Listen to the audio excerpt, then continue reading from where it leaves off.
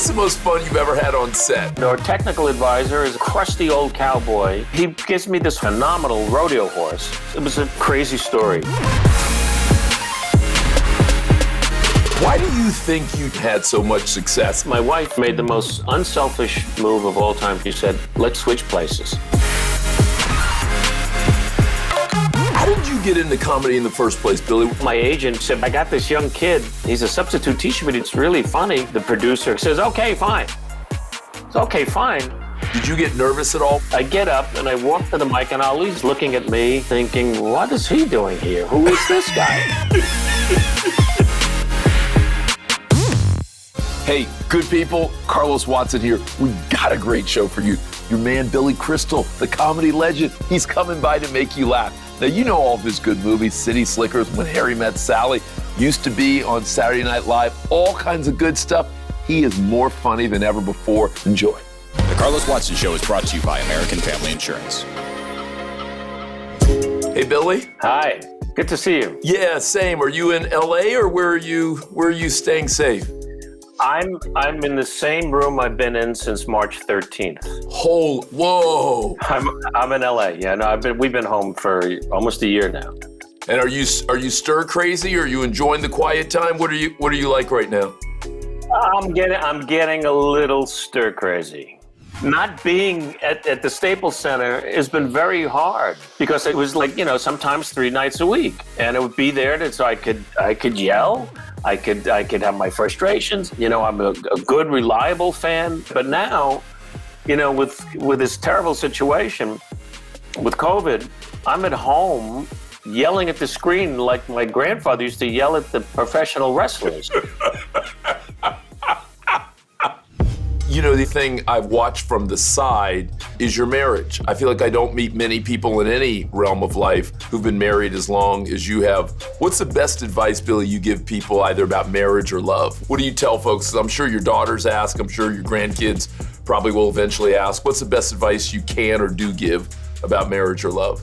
Keep learning, keep listening, keep laughing. Don't take anything for granted and keep loving. I was fortunate. I was 18 when I met Janice for the first time, and I feel like I keep meeting her. We're just really great friends, too.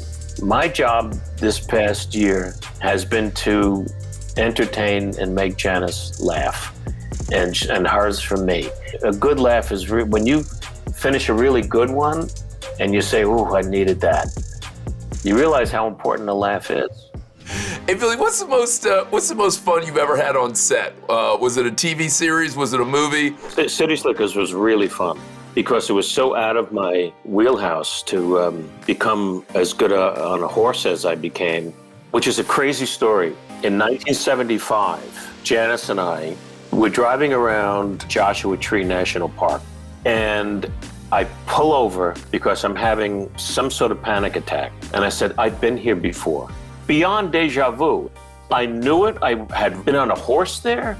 Flash forward to 1990, I come up with the idea for City Slickers. 3 friends go on a fantasy cattle drive. A trail boss dies. They have to bring in the herd. Metaphor for life, something like that. And our technical advisor is a man named Jerry Gatlin, who was John Wayne's double. That is the toughest man I've ever seen in my life. He was a crusty old cowboy who taught the 3 of us, Bruno Kirby and Danny Stern, how to ride and how to do everything we were going to need to do in the film. So he gives me this horse that was a slow horse at first, and I was getting okay. And then we stepped up to the horse that I would use in the movie, who was a phenomenal rodeo horse. And now I'm getting really good on it. And I'm doing very complicated things, and now I have to start the roping process. And as I'm doing the first day with a calf, he releases a calf, and I chase him down, whoop, whoop, whoop, through the rope, get him around the neck, pull it, jump off the horse, pick him up and put him down. And I went, oh my, it just happened. And he looks at me and he says, whoa, you must have been a cowboy in your first life. It was crazy. Most women at one time or another have faked it. Well, they haven't faked it with me. How do you know? Harry and Sally was great fun because it was a genius screenwriter, amazing director, an unbelievable co-star, and Bruno and Carrie with great fun. and interesting and provocative dialogue to do. I have a number of men friends, and there is no sex involved. No, you don't. Yes, I do. No, you don't. Yes, I do. You only think you do. You're saying I'm having sex with these men without my knowledge? No, what I'm saying is they all want to have sex with you. This last little movie called Standing Up, Falling Down, the whole movie took 22 days to make. It cost $1 million, if that. My character didn't even have a last name. That's how small the budget was. Let me tell you something about life. Happiness fades, and sadness dulls. But regret, that is real. Did you get nervous at all when you were making that? Or Not for a second. Not for a second. That's one of the things that I found as an actor. The longer you live, the more you have to work with. There's no point of being nervous. I got the job, so now just live it. This guy, I understood. I understood his pain. I knew why he drank. I knew why he smoked dope. I knew why he was the life of the party. I knew what he was covering up. These guilty feelings he had about the loss of his relationship with his kids. I really loved this guy with all his faults. Being nervous, it wouldn't have done me any good. Be fearless! We can do it! I believe in you! We can do it faster! The Our Home is the training ground for her dreams policy. Insure carefully. Dream fearlessly.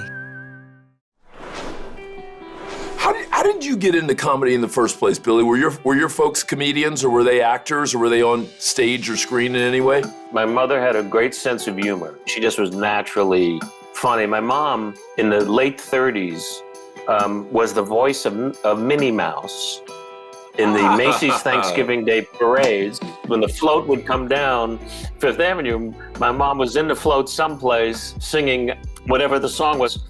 The thing about my father, he was witty, but he had great comedy taste. I grew up the youngest of three boys. My older two brothers are still hilariously funny, and we would perform for the relatives. And I was always the closer. I was just drawn to it, and I could imitate pretty early on the sounds that I was hearing of my relatives. Did you think you were going to make money at it? Did you think it was going to be your job, or this is just what you love to do, like some kids love to play sports? Well, first of all, I thought I was going to make money at sports. I thought I was going to be the second baseman for the Yankees at some point. I don't think you think of your future until you have a success at it. I was with this comedy group after college. I graduated from NYU Film School in January of 1970, where my film production professor was Marty Scorsese. Come on, are you serious? Totally true. Martin was a graduate professor, production. You know, this is 1968. So Marty had a big beard and granny glasses and hair down to his shoulders, like who didn't? And at that time, and he was intimidating because he was so knowledgeable even then, but he spoke so quickly. He would be behind me. Why would you do that? Well, I don't understand. Why would you use that? That's a bad cut. That's a bad cut. You should go wide. One time he spoke so quickly he disappeared. He went into the future. He just disappeared. I left there and I formed this comedy group with two friends. And we were traveling what was then called the coffee house circuit, which you would play colleges. But it got to a point where now I was married and already had a baby. I was having such anxiety. I was now 25, and I thought I'm way behind. I should. Why am I hiding with these guys? I love them. They're my best friends, but I'm hiding. I was not making any money, and my wife, who now of almost 51 years. She made the most unselfish move of all time. She said, I'm going to go back to work. Let's change places. I have a great job I can go back to. She was the assistant dean of theater at Nassau Community College, which had health benefits and a good salary. And you'll take care of Jenny all day. Then I'll come home around 5. We'll switch places, go off with the group and do your clubs and so on. But, you know, we need to do this and it would be great for you. So I was Mr. Mom before it was time. This was 1973. Jenny was 6 months old. So I'm feeding Jenny, and I get a call from an old high school friend saying, listen, do you know anybody who does stand-up? I need somebody who could do like 15 minutes at a ZBT party at NYU. And I immediately went, I'll do it. And I hung up the phone and I looked at Jenny in the high chair and I went, we're going into show business. I did like an hour. And I don't even remember what I did. I just started doing stuff and improvising and asking questions. And it just went wild. And they stood up. And then the folk singer showed up and went, oh, I can't follow that. So then, to answer your question of 2 days ago, how do you know it's going to be your life's work? That's when I knew.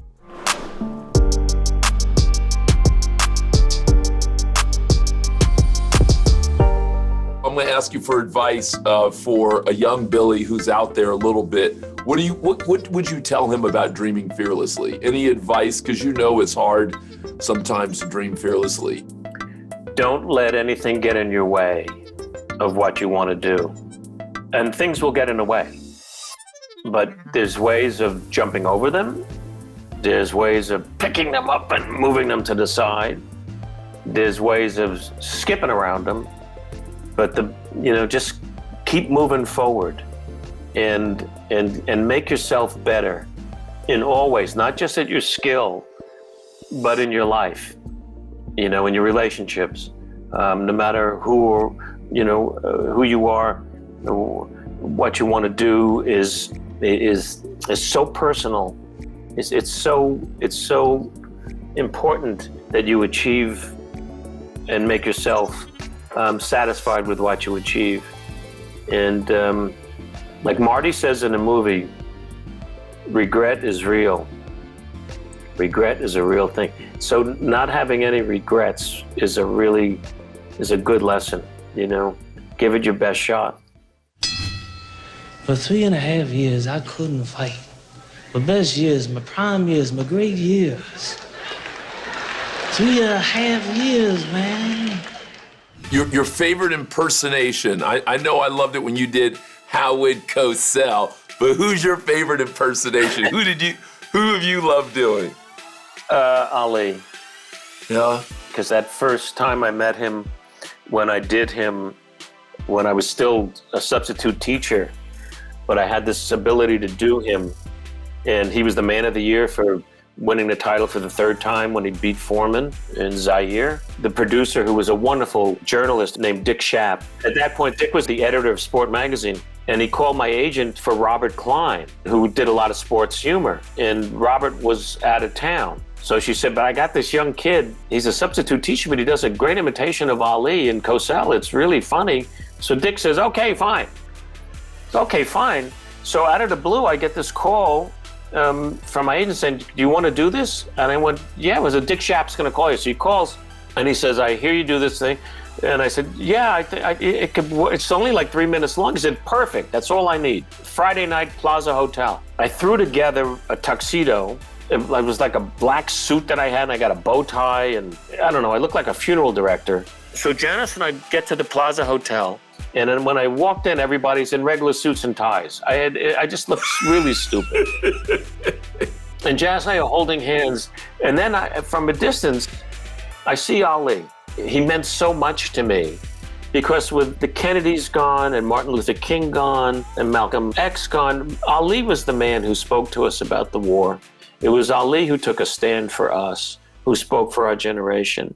There's one hell of a lot of difference in fighting in the ring and going to war in Vietnam. My intention is to box to win a clean fight. But in war, the intention is to kill, and continue killing innocent people. And just, there he was. And I just couldn't believe it. And Dick took Janice to his table and showed me where to go, and I'm 2 seats from Ali, and I'm looking at him, and he's looking at me, thinking, what is he doing here? Who is this guy? And so Dick said, how do I introduce you? Because nobody knows who you are. So I said, well, just say I'm one of Ali's closest and dearest friends. And I get up, and I walk to the mic, and Ali's looking at me and go, who is this?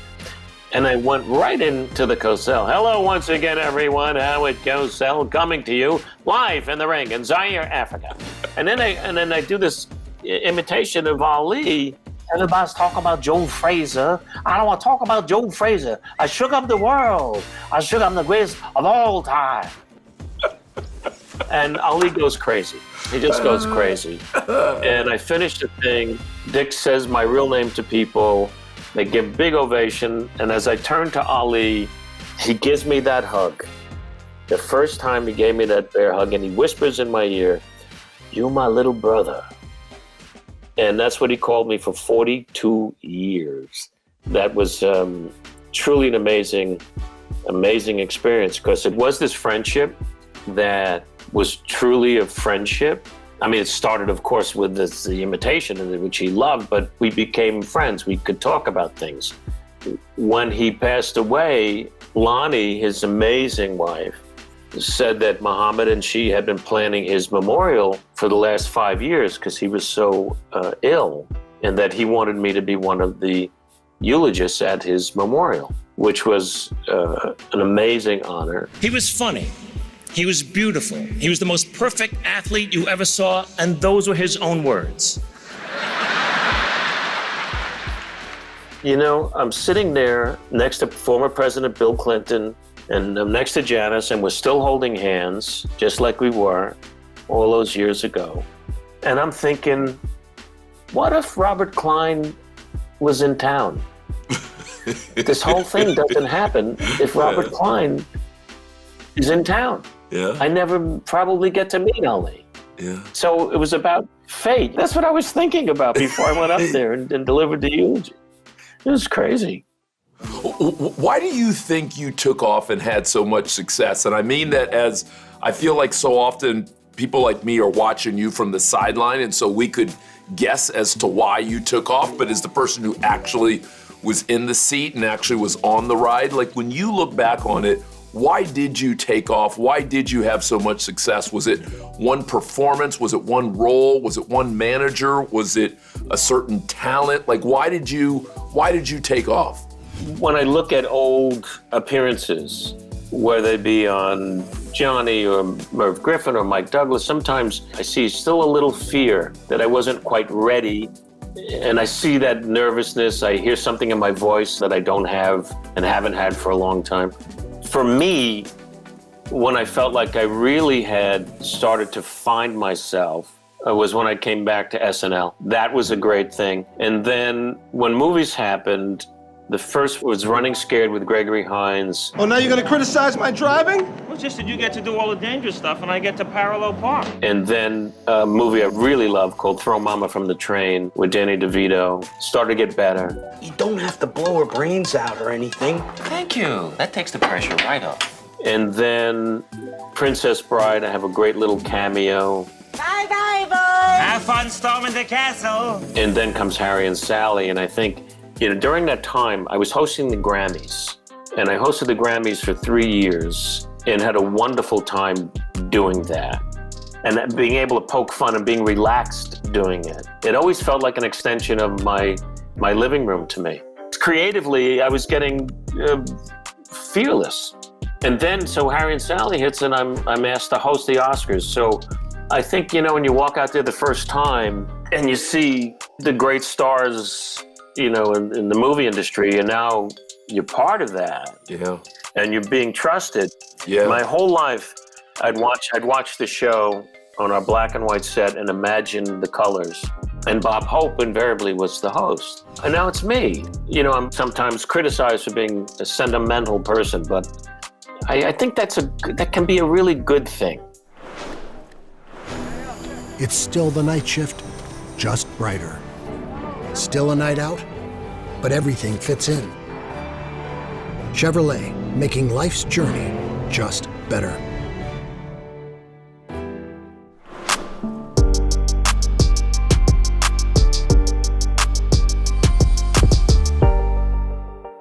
Hey, I want to hit you with something I call rapid fire. Best hugger of all time. Ali.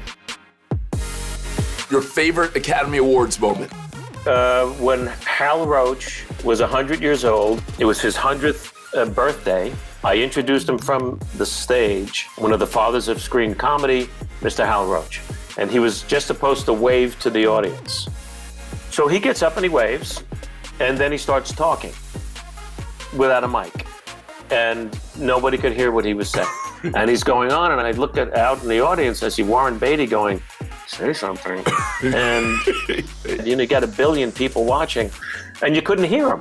So I finally looked at the audience and I said, it's only fitting he got his start in silent films. That was a great moment. Your top 4 athletes of all time, they can be in whatever sport. I'm giving you 4 spots to use however you want. Ali, Mickey Mantle, Michael Jordan. I'm trying to pick every sport. As a man and an athlete and as a gentleman, Rayford Johnson. Oh, you pulled that out of nowhere. He just came to mind. Billy, thank you. I've always wanted to have this conversation, so thank you for being kind and thank you for spending some time. I really appreciate you. You're welcome. I had a great time. I really did. Stay safe, Carlos. I will. Be well. All right, Eli, were you gonna jump in on? Sure. I love Billy Crystal. City Slickers is. Yes. I mean, that's our heart. You know, I grew up watching that over and over again. I didn't realize that he wrote it, which was new. Yeah, I didn't either. Every time he mentioned his wife, my heart just sang. Yeah. He was great. I'm such a huge fan. Margo? You know, he said a lot of really smart things that I think serve people who are coming up. So I really appreciated him today. It really was about talking about friendship. Like, we talk about love, romantic love, but especially this last year in COVID, talking about friendships and how our friendships sustain us. And I liked that he talked about that. When he was talking about his friendship with Ali, I honestly hope that I can talk about my friends that same way. I thought it was really, really, really nice. Yeah. So. Listen, I hope you enjoyed the show.